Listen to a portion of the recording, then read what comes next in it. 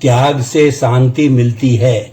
सामान्य दृष्टि से यह बात अटपटी लग सकती है, लेकिन अगर आप इस पर गहराई से चिंतन करेंगे तो पाएंगे कि वास्तव में न केवल भौतिक दृष्टि से अपितु पारमार्थिक दृष्टि से भी इस युक्ति की हमारे जीवन में बड़ी सार्थकता है।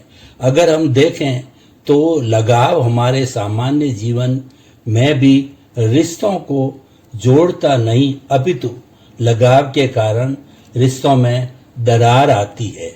कहा भी जाता है कि दूर के ढोल सुहावने होते हैं, और ये बिल्कुल वास्तविक सत्य है। त्याग के कारण ही हम अपने और दूसरों के जीवन में मिठास घोल पाते हैं। लगाव हमें प्रवृत्ति की ओर ले जाता है, तो त्याग हमें निवृत्ति की ओर ले जाता है। एक बार एक सभा में राष्ट्रपिता महात्मा गांधी ने कहा था कि यदि दुनिया के सारे धार्मिक ग्रंथ खत्म हो जाए, कोई भी आध्यात्मिक पुस्तक न बचे और बस केवल ईशावास्यनिक का एकमात्र प्रथम मंत्र ही बचा रहे, तब भी इससे संपूर्ण मानवता अथवा प्राणी मात्र का उद्धार हो सकता है। उस मंत्र का एक वाक्य है, आप मात्र त्याग से ही भोग सकते हैं।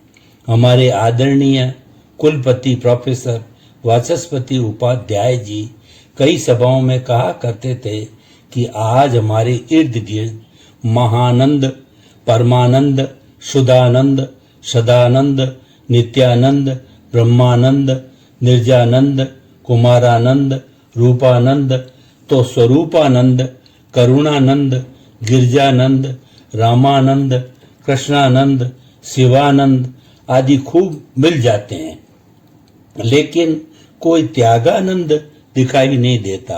वे कहते थे कि हर घर में एक त्यागानंद होना चाहिए। मैं यहाँ एक बात और कहना चाहता हूँ कि ये जो ऊपर वाले नाम बताए गए हैं, इनमें सबकी अपनी अपनी सार्थकता है, और सार्थकता तभी है जब हम इन नामों की सार्थकता को अपने जीवन में, अपने आचरण में उतारें। उक्त उन सभी नामों की सार्थकता में कहीं न कहीं त्याग ही छुपा हुआ है, क्योंकि इनके साथ जो आनंद शब्द जुड़ा हुआ है उसमें कहीं न कहीं त्याग ही छिपा हुआ है, और उस त्याग के बिना वो आनंद प्राप्त ही नहीं हो सकता जिसकी हम सबको तलाश है। और हाँ, केवल नाम रख देने मात्र से भी कोई त्यागानंद नहीं हो जाता। यह अंतरंग का मामला है। बाहर से तो त्याग करने वाले बहुत होते हैं, लेकिन बात तो तब बने जब व्यक्ति अंतरंग से त्यागी बने। बाहरी त्याग से आपके आपसी रिश्तों में मिठास आ जाए, जिससे दूर के ढोल सुहावने लगने लगे, लेकिन वास्तविक शांति तो हमें अंतरंग त्याग से ही मिल सकती है, जिसको कि कोई बिरला पुरुष ही कर पाता है। लेकिन तलाश सबको रहती है। रही नाम रखने की बात, तो ये सब लोक व्यवहार है। अगर नाम से कुछ होता तो हर किरोड़ी मल के पास करोड़ों रुपए होते, लेकिन किरोड़ी मलों को भीख मांगते हुए भी देखा जाता है। अब मेरा ही नाम देख लीजिए, कुलदीप। अब क्या मैं कुल का दीपक हूँ? यह मेरे लिए चिंतन का विषय है, लेकिन शायद अगर मैं कोशिश करूं तो बन सकता हूं, ऐसा मेरा मानना है। इस नाम के संदर्भ में मुझे यहाँ एक छोटी सी कहानी याद आ रही है, जो मेरे गुरुजी ने मुझे आचार्य की कक्षा में सुनाई थी। वहाँ कहे बगैर मेरा नाम नहीं मान रहा है, अतः उसे मैं कहने का प्रयास कर रहा हूँ। किसी गांव में एक व्यक्ति रहता था। माता पिता ने उसका नाम रखा था ठन पाल। उसका विवाह हुआ। उसकी पत्नी का नाम था सुदर्शना। पत्नी को अपने नाम के सामने पति का नाम बड़ा ही बेकार लगता, और वो बात बात में उससे कहती कि भला यह भी कोई नाम है, आप कोई दूसरा नाम रखो। पति सुनकर टाल देता और कहता कि नाम वाम से कुछ नहीं होता, व्यक्ति का काम और आचरण अच्छा होना चाहिए। पत्नी यह सब सुनकर खींच जाती और 1-2 दिन तो उसने अपने मन में ठान लिया कि चाहे जो हो जाए मैं इनका नाम बदलवा कर ही रहूंगी। शाम को पति जब काम से थका हारा घर लौटा तो पत्नी ने आदेशात्मक भाषा का प्रयोग करते हुए कहा कि आपको पता है कि आपके नाम के कारण मेरी सहेलियों के बीच मेरी कितनी इंसल्ट बेइज्जती होती है।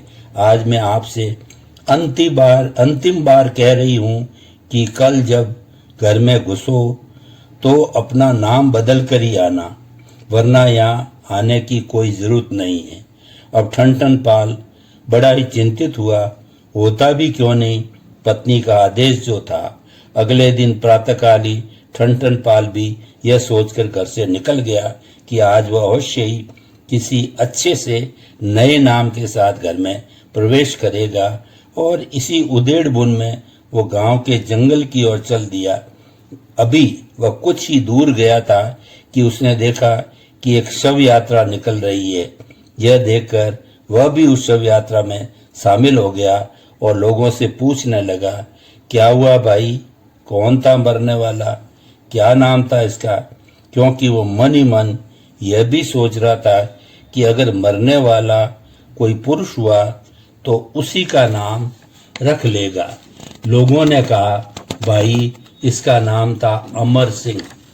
नाम सुनते ही वो सोचने लगा, नाम अमर सिंह और मर गया, भला ये भी कोई नाम हुआ? अतः वह दूसरे नाम की खोज में आगे निकल गया। अभी वह कुछ ही दूर गया था कि उसने देखा सामने से एक भिखारी आ रहा है। उसने मन ही मन सोचा कि क्यों न इसका नाम पूछ करके रख लिया जाए।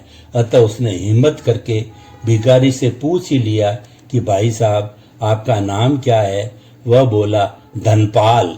नाम सुनकर ठन पाल फिर चक्कर में पड़ गया कि कमाल है, नाम तो धनपाल और मांग रहा है भीख। भला यह भी कोई नाम हुआ? और मन ही मन कहने लगा, नहीं यह भी ठीक नहीं। इसी ऊहापोह में वह और आगे बढ़ा और तभी उसने देखा सामने एक औरत पशुओं के गोबर के सूखे कंडे, जिसको गांव में छाना कहते हैं, वो बीन रही थी। उसने सोचा क्यों न इस औरत से पूछकर इसका जो नाम है वही रख लिया जाए। अतः उसने औरत से पूछ लिया, बहन जी आपका नाम क्या है? यह सुनकर वह बोली, लक्ष्मीबाई। सुनते ही ठन पाल का माथा ठनका और बोला, नाम लक्ष्मीबाई और काम छाना बीनने का, भला यह भी कोई बात हुई? और मन में कहने लगा, नहीं यह भी कोई नाम हुआ क्या?